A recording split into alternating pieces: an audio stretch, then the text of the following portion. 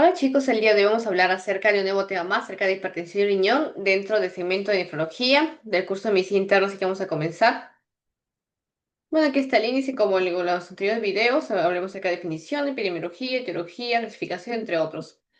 Con respecto a la definición, tenemos que recordar primero qué es la hipertensión arterial, ¿verdad? Esa hipertensión arterial va a ser una condición que muchas veces es asintomática y silenciosa, la cual, como se ve acá, está caracterizada por un aumento, en este caso, de ambas presiones, ¿no? Tanto la presión sistólica como la presión diastólica.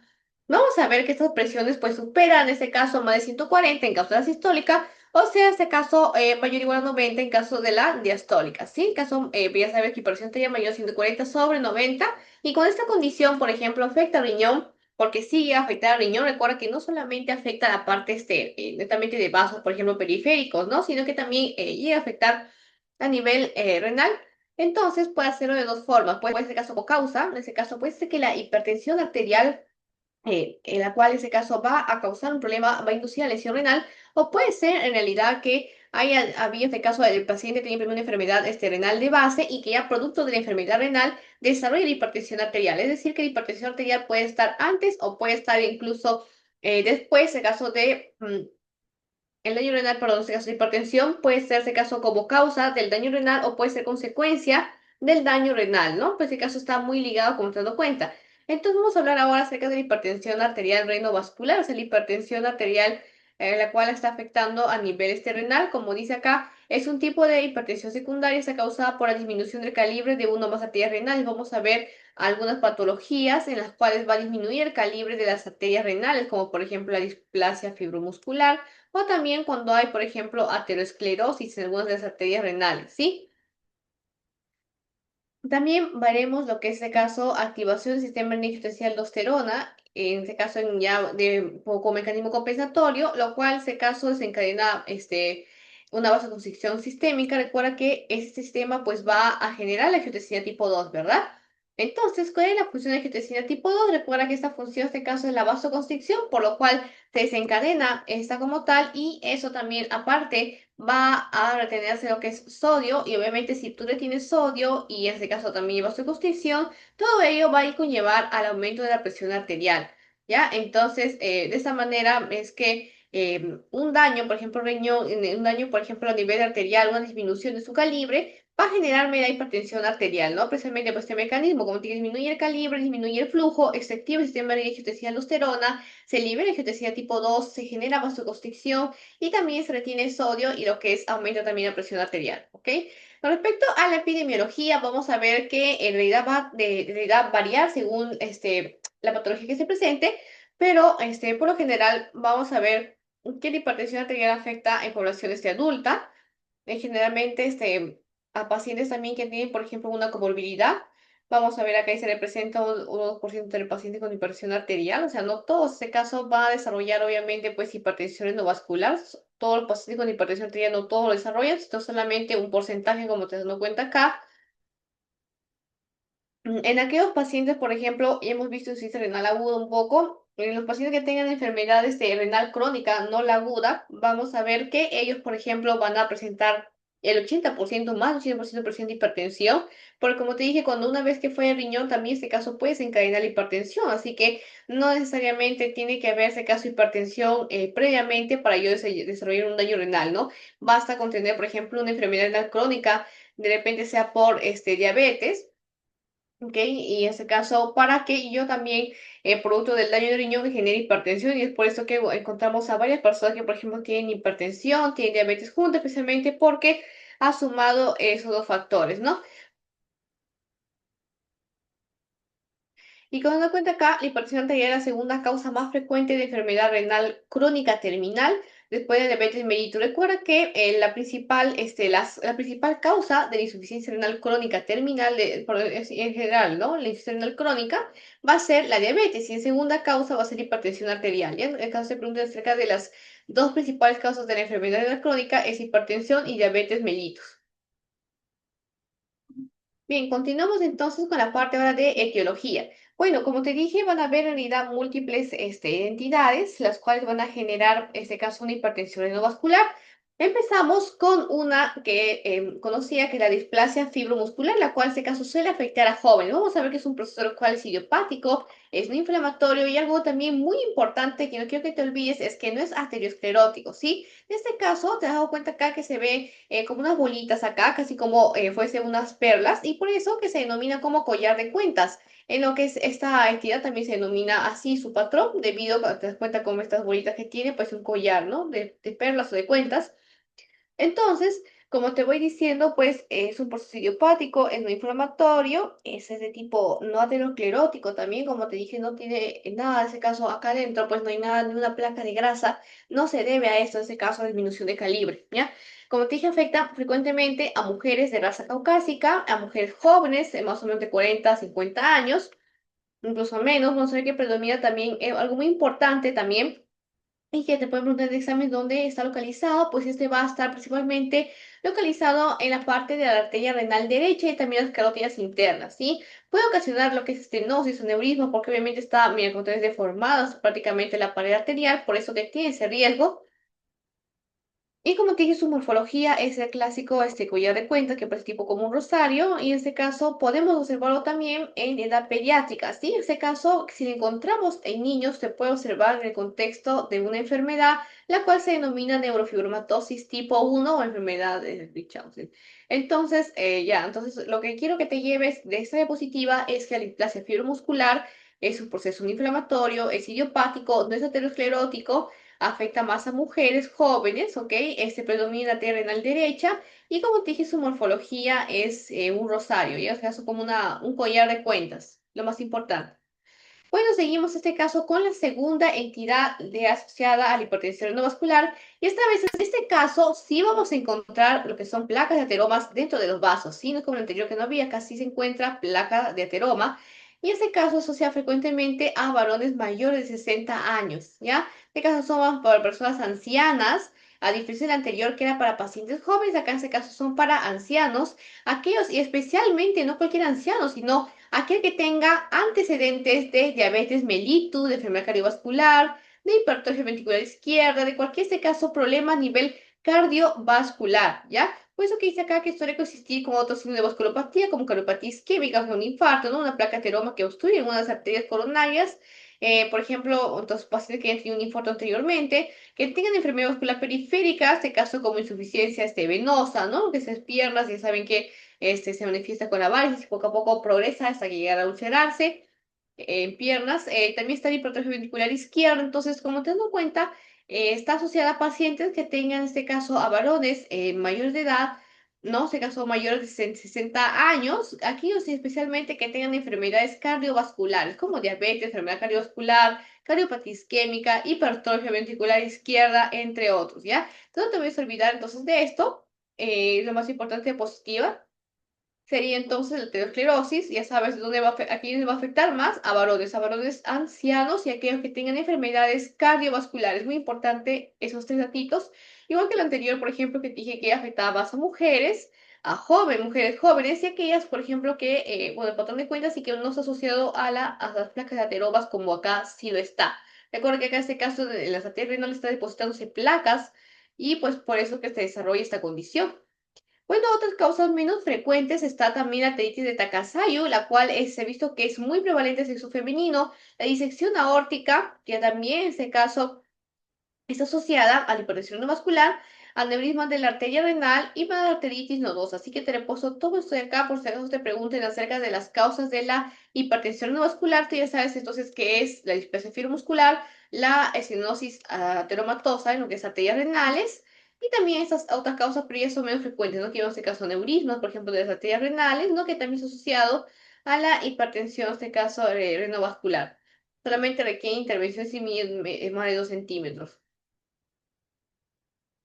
Y vamos a pasar a la clasificación. Bueno, en respecto a la hipertensión, ya sabes el caso que puede ser primaria y secundaria, ¿no? Recuerda que la primaria, llamada también esencial, no se identifica la causa, son un conjunto de factores como sedentarismo, la obesidad, y en realidad, por ejemplo, también la dieta, ¿no? Por ejemplo, alimentos ricos en sal, y lo que es, por ejemplo, todo ese patrón de mal estilo de vida, que en ese caso desencadena una hipertensión tipo primaria, recordemos que esta es la más común, y la secundaria, que sería mucho menos común, ya es decir, un 90%, un 10%, la cual se debe, por ejemplo, a tumores, como fibroblastoma, que genera, es un tumor productor de catecolaminas, entonces como el catecolamina aumenta la frecuencia cardíaca, aumenta el gasto cardíaco, por lo cual aumenta la presión arterial, o en este caso, por medicamentos, como son los Aires, el tacrolimus, ciclosporina, que pueden elevar la presión arterial, también los anticonceptivos. Entonces, son causas que yo puedo, en este caso, identificar, ¿no? En este caso, que eleva la presión arterial, y obviamente, si resolvemos la causa secundaria, desaparecería, pues, la hipertensión. Si yo tengo un tumor, por ejemplo, a nivel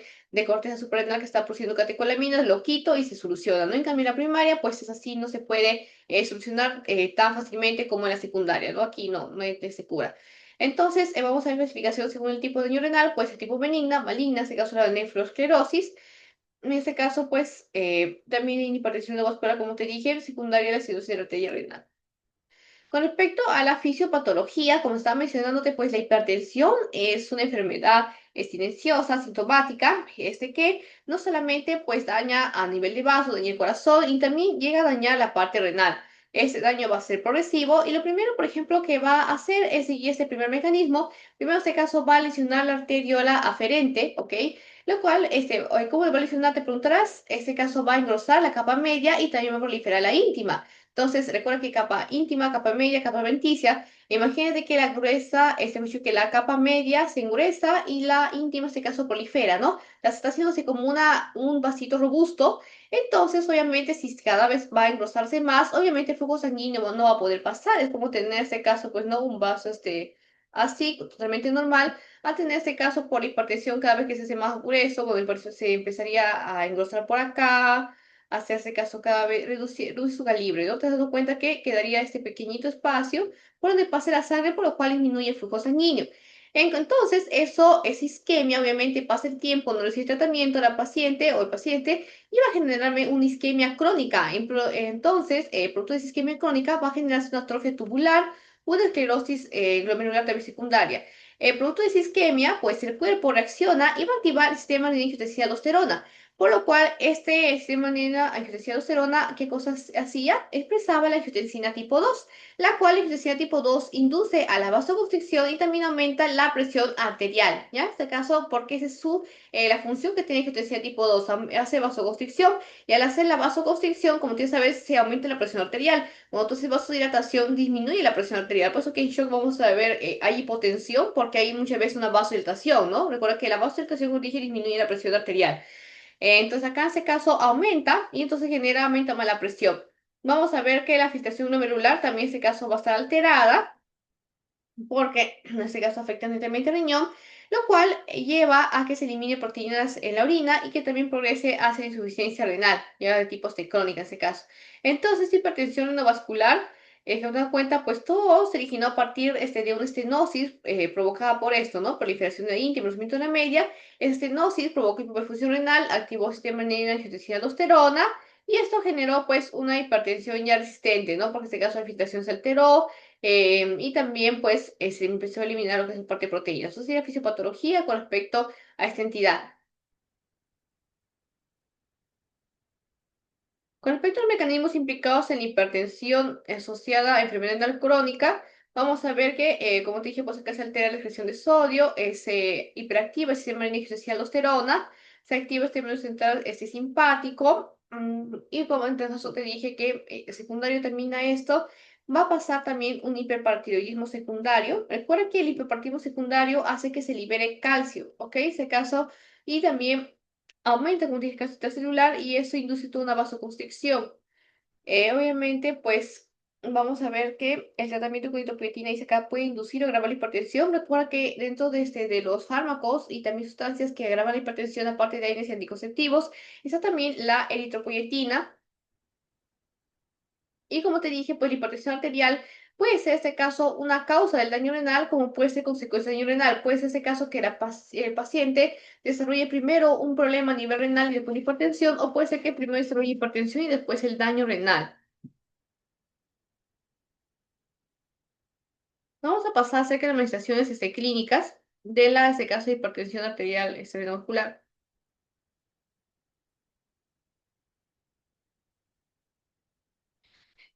Y bueno, antes de este caso, tenemos que saber obviamente cuáles son las dos poblaciones, ¿no? Como te dije, en este caso, aquellas, por ejemplo, encontramos mujeres, por ejemplo, que sean menores de 50 años, nos va a sugerir ese caso de plasia fibromuscular, ¿no? Y aquellos pacientes, por ejemplo, que sean varones y sean, en este caso, mayores de 60 años y que tengan, por ejemplo, de manera consistente otras patologías como son claudicación intermitente, caso de dolor de extremidades, accidente cerebrovascular, y tenido antecedentes o han tenido antecedentes de algún infarto o que tengan diabetes mellitus, entonces nos puede indicar con alta posibilidad de que el paciente pueda tener, en este caso, una placa de ateroma en nivel de arteria renal, ¿no? Entonces, como te dije, pues parte de la clínica se evidenciará por el daño este caso renal. Obviamente el riñón, como te dije, va a perder su función, va a haber una caída abrupta, vamos a ver de la presión arterial y eso entonces se manifestará, por ejemplo, con alteraciones metabólicas a nivel de electrolitos, por ejemplo, el potasio. Puede en este caso aparecer alcalosis metabólica con hipopotasemia, y también vamos a encontrar como parte de la clínica de hipertensión endovascular la presencia de soplos abdominales.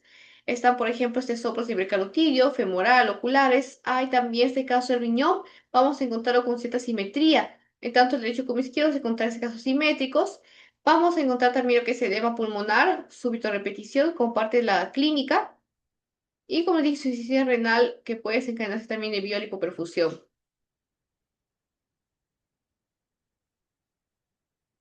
Entonces, obviamente, nosotros sospechamos que hay una hipertensión no vascular en pacientes que tengan hipertensión de difícil de control, por ejemplo, que sea ese caso de inicio súbito y además que esté acompañada de hipopotasemia. Ya, en ese caso, cuando encontremos un paciente que, por ejemplo, no responde al tratamiento con YECA o con ARA, que tiene hipertensión resistente, pese a todo, entonces debemos de sospechar ese caso que también tenga una hipertensión renovascular.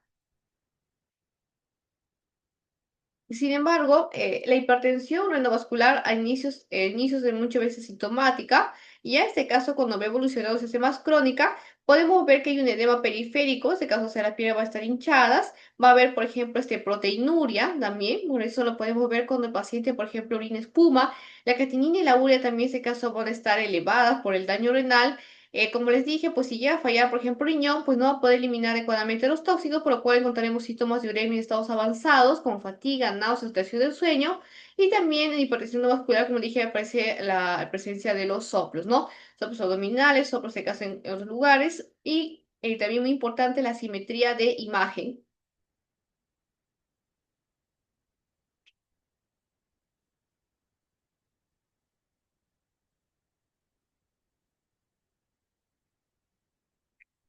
Con respecto al diagnóstico, nosotros sospechamos, por ejemplo, hipertensión vascular, como les dije, en aquellos pacientes, por ejemplo, hipertensos, que en este caso sean resistentes al tratamiento, o que en este caso la prueba, por ejemplo, para el diagnóstico inicial, sería la ecografía Doppler. Esa es la prueba, es una prueba tipo no invasiva, por eso que se considera como una prueba inicial para el diagnóstico. No requiere contraste además y permite, en este caso, evaluar tanto la morfología como la hemodinámica de la arteria renal. En este caso permite ver cómo se encuentran las arterias renales. Sin embargo, también la única desventaja de esta prueba es que sería que depende mucho del observador, en este caso es observador dependiente. Si este caso, el que evalúa pero no tiene tanta experticia, pues ese caso puede ser que se altere la prueba. En cambio, las otras técnicas ya no son de tipo observador dependiente, esta en cambio sí sería desventaja.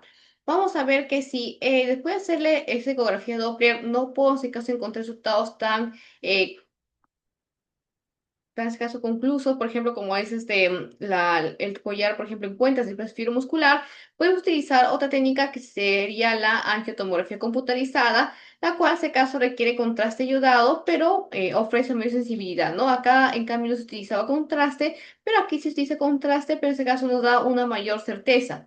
Ya después, en este caso, sí queremos detectar si ha disminuido la función renal en el riñón hipoperfundido. Vamos a utilizar lo que es el renograma isotópico. En ese caso también es útil, como digo, para ver si disminuye la tasa de función renal. Sin embargo, hay que considerar mucho la tasa de filtración glomerular. Si la tasa de filtración glomerular de mi paciente pues es menor a 60, en ese caso supongamos que tiene enfermedad renal crónica y hay tipo G4, G5 que está con valores muy bajos, ya menor a 20, menor a 15, pues ahí ese caso no sería tan sensible, ¿ya? Y con respecto a la arteriografía, nunca se debe utilizar como prueba inicial. Recuerda que la prueba inicial es la ecografía Doppler, porque la arteriografía pues es invasiva. Ya recuerda que siempre preferimos utilizar por métodos que sean no invasivos frente a los que sí son más bien invasivos, ¿ya? Solamente se va a reservar en pacientes que tengan una estenosis ya significativa.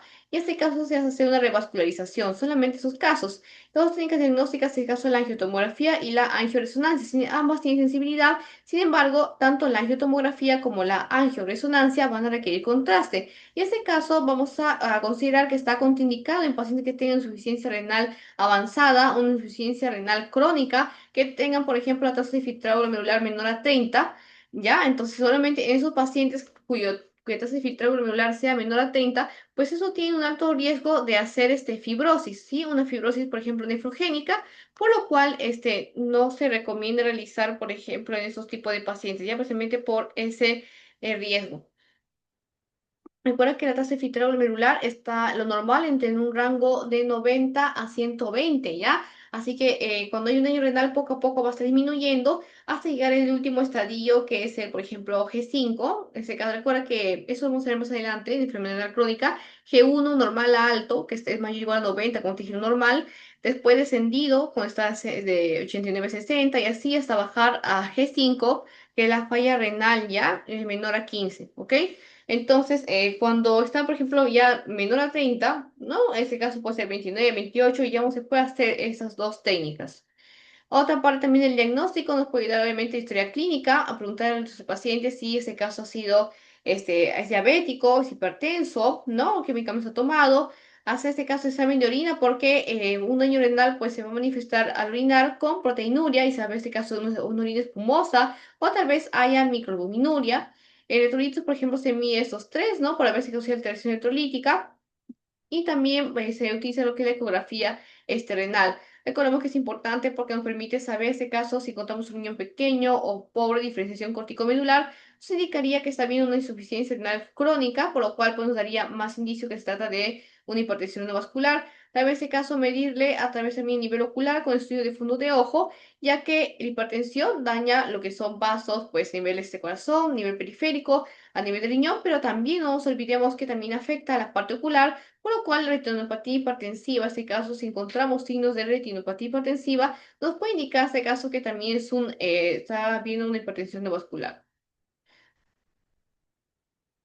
Recordemos que, por ejemplo, qué cosas nos van a indicar que hay una retinopatía hipertensiva. Está, por ejemplo, cruces arteriovenosos, que es en este caso un hallazgo. También este caso sería como hemorragias en llama, también se denomina eso. Sería en este caso otro de los hallazgos que encontramos. Y también pues está la parte, por ejemplo, de las arterias que se ven tortuosas o se ven arterias esclerosadas, se ven exudados, hemorragias. Entonces, eso nos puede indicar, como les dije, que hay, por ejemplo, manifestaciones de retinopatía hipertensiva. Si encontramos manchas algodonosas y eso, ¿no? Entonces, no se olviden manifestaciones de retinopatía hipertensiva, como les dije, sería este caso de hemorragia en llama, exudados duros, ¿no? Máculas, manchas algodonosas, edema de papila, entre otros. A nivel laboratorial encontramos que está elevada, por ejemplo, la creatinina sérica. Vamos a ver que la creatinina es un producto de metabolismo de los riñones. Entonces aumenta, obviamente, está indicando que, por ejemplo, los glomérulos están filtrando menos sangre si hay un daño renal progresivo. Por eso que encontramos que la creatinina está elevada, ¿ya? Porque en ese caso es el producto de metabolismo muscular. Está, por ejemplo, siendo filtrado por menos sangre, y entonces eso nos indica un daño renal. Lo segundo también sería una tasa de filtración glomerular está disminuida. Recuerda que esto, frente a todo, sería ese caso el mejor parámetro, ¿ok? Para estimar la función renal, ya que esta, por ejemplo, disminuye en cualquier forma de enfermedad renal crónica. Así que ese de casi caso el mejor parámetro para evaluarlo. La urea, por ejemplo, recuerda que también puede estar elevada, ya que el riñón ya no tiene la capacidad de eliminar los productos adecuadamente, entonces va a empezar a elevar. Y lo mismo que hemos dicho acá, está acá, también en este caso también vemos la proteinuria, ya que como se dañó el riñón, también se dañó la parte de filtración glomerular, por lo cual eso permite que pasen las proteínas a la orina, ¿sí? La microalbuminuria, en este caso, es la pérdida de pequeñas cantidades de albúmina, que no es detectable en este caso por tira reactiva, ¿ya? Sin embargo, también se indica, por ejemplo, que hay este daño a nivel renal. El potasio glucérico también se caso cuando avanza el daño renal, vamos a ver que el riñón, aparte de perder la capacidad de eliminar toxinas, también pierde la capacidad de excretar adecuadamente potasio, por lo cual se va a acumular en el cuerpo a nivel sanguíneo y generarme una hiperpotasemia. Y además, por ejemplo, si el paciente a esto se le suma el consumo de fármacos como Yeca o Ara, van a aumentarlo. Y con respecto al sedimento urinario, vamos a ver que la nefropatía hipertensiva suele ser inactivo, o sea, en este caso no presenta cilindros ni hematuria, pero si encontramos, por ejemplo, cualquiera de estos componentes, podemos igual sospechar a otra causa, ¿no? Por ejemplo, glomerulonefritis, que como te dije, estos parecen signos hemáticos, entonces ahí podemos sospechar pues de esta patología, pero si en este caso no tiene en este caso ningún signo de sedimento urinario.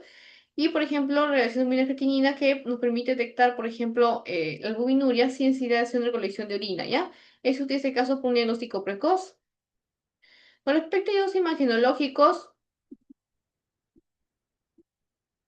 con respecto a la parte de hallazgos imagenológicos, como les dije, pues importante hacer la ecografía, ya que, por ejemplo, nos puede ver cómo está la forma, el tamaño del riñón. Recuerda que un riñón pequeño y en este caso que esté aumentado su ecogenicidad, nos sugiere que hay una fibrosis. Entonces, esa fibrosis indica que hay una enfermedad renal crónica. También podemos hacer un Doppler, en este caso el Doppler con el fin de evaluar la arteria renal, ya que en eso, por ejemplo, nos permite detectar si hay una estenosis, si hay un estrechamiento de arteria renal si el flujo, por ejemplo, está disminuido, nos va a detectar el Doppler, ¿ok? Entonces nos indica que hay hipoperfusión y con ello podemos sospechar que seguramente hay un problema a nivel vascular, no de los vasos, ya sea ese caso por placa de ateroma, como hemos visto, o sino que sea, por ejemplo, de un proceso idiopático, como en pacientes jóvenes con de displasia fibromuscular. La angiotomografía computarizada, también en este caso nos puede confirmar estenosis en la arteria renal, por eso se utiliza. La angioresonancia magnética también es similar a la angiotomografía, pero la ventaja de acá es que no se utiliza contraste, ¿ya? Aquí se utiliza contraste iodado, pero acá no. Entonces, debido a que no se utiliza contraste, pues eso se puede ser útil para pacientes con insuficiencia renal, porque recuerda que, como te dije, en pacientes con insuficiencia renal, por ejemplo, con tasa de filtro menor de 30, pues ellos, por ejemplo, no pueden hacerse eso porque tienen riesgo de fibrosis, no pueden hacerse angiotomografía. En cambio, la angioresonancia sí, porque no requiere contraste, ¿ya? Además, nos ayuda a evitar la toxicidad porque recuerda que los contrastes iodados son nefrotóxicos. Y ya la gamografía renal con captopril, también en este caso nos va a evaluar cómo responde un riñón, por ejemplo, que está isquémico al bloqueo de sistema renina-angiotensina. O sea, cuando le damos, por ejemplo, IECA, o sea, le vamos a dar captopril a un niño, en este caso, que está con isquemia, en este caso, para ver cómo responde. Vamos a ver que si la función renal disminuye tras el captopril, entonces indica que hay pues una hipertensión endovascular, porque lo normal sería en este caso que más bien mejore, ¿no? Por ejemplo, hipertensión, tú tratas con un YECA, con ARA, el paciente mejora, pero ¿qué pasa si más bien la función renal disminuye? O sea, si el paciente empeora, indicaría pues que hay un problema renovascular, ¿no? Porque si yo le doy, por ejemplo, el captopril, como te expliqué en la clase anterior, eso va a afectar, reduce la perfusión y va a agravar aún más la poca perfusión que ya había producto de caso de la estenosis, ya sea por la displasia fibromuscular o por la estenosis de las placas ateromatosas. Se de dar más tenso de acá, que son en este caso hipertensión refractaria, a tres o más fármacos, aumento rápido de creatinina, por ejemplo, sin causa aparente, indicaría este caso que el riñón ya tiene menos capacidad, un edema de agudo pulmón, sino de alarma también interior renal, o con hipertensión, por ejemplo, se da antes de los 30 años o después de los 60, esos dos extremos. Y también, como les dije, la diferencia de tamaño renal, ¿no? Y también este caso de la presencia de sobreabdominal, sus signos de alarma. Tratamiento en este caso. Vamos a pasar, pero ya vamos a terminar ya, por las clases de nefrología son muy cortas. En tratamiento, vamos a ver qué se da, por ejemplo, inhibidores de la enzima convertida en angiotensina o antagonistas del receptor angiotensina 2, sea IECA o ARA, se inicia, por ejemplo, en baja dosis y con ello también se controla la presión arterial y la función renal. Sin embargo, vamos a ver que estos fármacos también van a estar contraindicados en ciertos casos. ¿En qué casos te preguntarás? Van a ser en aquellos que tengan, por ejemplo, una estenosis severa de un solo lado, por ejemplo, sobre un riñón funcionante, solamente en este caso tengo una estenosis de un solo riñón, ¿ya? Y, o si no, que tengan, por ejemplo, estenosis de ambos lados, bilateral, pero en este caso, en la cual, por ejemplo, dice acá de la función, independientemente no de estenosis, ya sea, puede ser este caso contraindicado con estenosis severa del único riñón, o cuando hay, por ejemplo, estenosis de dos riñones, pero ya este caso sería sin importar si haya, por ejemplo, el grado de estenosis y afecta a dos riñones, están estenosados, pues ya no se debe de dar, ¿ya? Así que si tenemos estenosis de dos riñones contraindicados, si tenemos estenosis de un solo riñón, sin embargo, esa estenosis, pues, de ese mismo riñón estaba afectado, era el único que funcionaba, o sea, pongamos que este riñón, porque el paciente no funcionaba y este sí, ¿no? Y encontramos estenosis acá, ¿ok? Entonces, si era el único que funcionaba, pues también está contraindicado, ¿no? O si encontramos estenosis en ambos y ambos estaban sanos, también contraindicado. ¿Qué fármacos antihipertensivos se consideran seguros en esa entidad? Bueno, mejor este caso serían los que son antagonistas. En este caso mejoran esta supervivencia, disminuyen en este caso la mortalidad cardiovascular. Vamos a ver que también se puede utilizar fármacos como beta bloqueadores, diuréticos, en caso de potasio. Y pues la recuperación está indicada en sus siguientes parámetros acerca de estenosis severa bilateral o unilateral. En este caso, o sea, cuando hay, por ejemplo, una estenosis a ambos lados del riñón, ¿ok? O si no hay una estenosis, como te dije, a un solo lado, pero justo en ese lado el único riñón donde funcionaba, porque el otro ya no funcionó. Entonces, esos casos sería indicada la revascularización. La hipertensión arterial refractaria también está indicada este tratamiento cuando no responde, por ejemplo, ni a YECA ni a ARA, cuando hay un deterioro, por ejemplo, del filtrado glomerular grave tras iniciar YECA o ARA, pues supongamos que cayó más el filtrado, más del 50% también se indica, o si hay, por ejemplo, edema de de pulmón de manera recurrente. Entonces, repaso lo que hemos visto hasta ahora, voy a pasar a la última parte. Entonces, recordemos que hemos visto acerca de hipertensión y riñón. No recordemos que la hipertensión arterial va a ser una condición crónica, la cual puede ser tipo primaria o puede ser secundaria. Recuerda que la primaria, sin causas subyacentes, idiopática, tiene en este caso que ver un montón de factores de mal estilo de vida, el sedentarismo, está también, por ejemplo, alimentos no saludables, también exceso de sal, entre otros, ¿no? La obesidad y demás enfermedades. Entonces, primaria, secundaria. La hipertensión daña a nivel renal. Recuerda que se define más 50/90. Este caso a nivel renal afecta lo que es la parte vascular. Aquí se nos cuenta un ejemplo de displasia muscular, ¿no? En este caso ves este tipo como collar en cuentas, como esas bolitas que se forman. Recuerda que esto es frecuente en pacientes de casos de mujeres, ¿no? O mujeres jóvenes. Luego pasamos a ver que hay epidemiología, que como te dije, es más frecuente en adultos y está asociada también pacientes que tengan enfermedad renal crónica. Estos pacientes que tienen enfermedad renal crónica, sus principales causas las principales causas de enfermedad renal crónica son, recuerda, la diabetes y la hipertensión. La diabetes es la primera causa de la enfermedad renal crónica y la hipertensión es la segunda causa de la enfermedad renal crónica. La etiología te expliqué que puede ser dos entidades, tanto la displasia fibromuscular como la aterosclerosis, ¿no? Ateromatosis, estas aterosclerosis en arterias renales, y aquí otras causas, pero ya son menos frecuentes. Entonces, esta de acá es muy frecuente en pacientes jóvenes, mujeres, que es este caso entre 40 y 50 años, se ve ese caso como collar de cuentas. Y acá, por ejemplo, en la aterosclerosis en las arterias renales está frecuentemente asociada a varones, en este caso ancianos, mayores de 60 años, con diabetes mellitus, con antecedentes de infarto o cualquier este caso de enfermedad que implique lo que es, por ejemplo, a nivel cardiovascular, ¿no? Yo también frecuento aquí también teología como neurismos, como Takasayos, clasificación también, pasamos, fotología también. Y con respecto a la clínica, ya te dije que se evidencia este caso con soplos, se van a ver soplos arteriales en carótida, en femoral, a nivel ocular, asimetría en el tamaño del riñón también, o con un edema pulmonar súbito a repetición, este caso de edema sí que aparece de manera espontánea, y este caso de manera recurrente, también se sospecha. Aquí otras manifestaciones clínicas como son el edema, la proteinuria que lo verás con, en este caso, proteína en la orina, o sea, perdón, con espuma, en este caso en la orina. Diagnóstico, hemos visto también que técnicas, se recuerda que la técnica inicial de diagnóstico es la ecografía Doppler, después sigue en este caso la angiotomografía computarizada, y están esas demás pruebas también diagnósticas, ¿no? A nivel laboratorial, recuerda que el mejor parámetro es la tasa de filtración glomerular, pero también no debes olvidar que te puedes guiar de la creatinina, por ejemplo, si está elevada, si está elevada la urea, o significaría que hay un problema renal, si hay proteinuria o microalbuminuria, ¿ya? De igual manera con el potasio también es el caso que suele incrementarse ya que no puede excretarlo bien el riñón. Así que se frecuenta hallar acá en sus pacientes hiperpotasemia. Aquí en este caso acerca de las técnicas, recuerda que la ingesta magnética utiliza contraste, por lo cual es útil para pacientes con insuficiencia renal. En cambio, la angiotomografía, al utilizarlo, no puedes darle al paciente con enfermedad renal crónica cuya tasa de filtrado glomerular esté disminuida, ¿ya? En este caso, la ecografía nos permite ver si el niño está pequeño, significa con obviamente es que hay una enfermedad renal crónica, ¿no? Significa que hay fibrosis. Entonces, del arma aquí también está el tratamiento, como te dije, está la parte de YECA, está en este caso los ARAS, Y en este caso también los fármacos como son los antagonistas, también se puede usar beta-bloqueante y diurético. Recuerda que no se puede utilizar yeca y yara cuando hay una estenosis de ambos lados del riñón o cuando hay una estenosis de un único riñón, pero justo ese riñón era el único que funcionaba y el otro, por ejemplo, dejó de funcionar hace años, ¿no? Y entonces justo afectó a este riñón que era el único que funcionaba, entonces acá no se puede dar yeca o ara porque va a generar vasoconstricción, va a afectar más aún la perfusión renal.